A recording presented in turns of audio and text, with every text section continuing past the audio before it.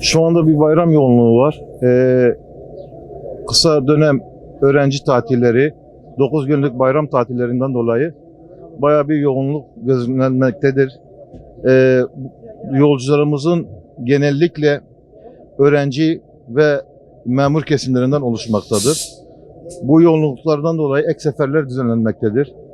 Bizim yaptığımız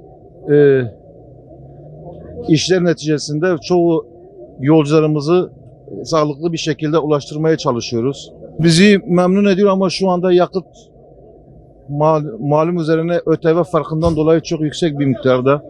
Şu anda Batman-İstanbul arası yaklaşık 1500 liraya yakın bir bilet ücret talep edilmektedir. Bu da vatandaşlarımızı biraz zorlandırıyor.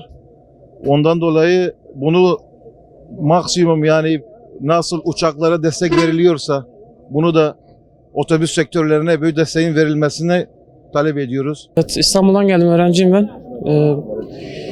Bayram dolayısıyla buraya geldim. Tatil amaçlı geldim buraya. 2 hafta kaldım, geri döneceğim İstanbul'a. Üniversitem var. Bu şekilde. Tatil sürecinde akrabaları gördüm, arkadaşları ziyaret ettim. Bu şekilde bayramı geçirdik biz de burada. Geçti, akrabaları falan gördük bayramda. Arkadaşlarla vakit geçirdim. Bu şekilde geri döneceğim. Babamla kardeşim yolcu etmeye geldi beni. Hayırlısıyla yolculuğu geçirmeye çalışacağız. Batman'a geldik, gelin alıp İstanbul'a gideceğiz. Bayramlaşmaya geldik.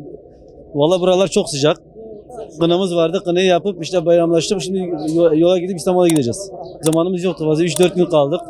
Buralar güzel.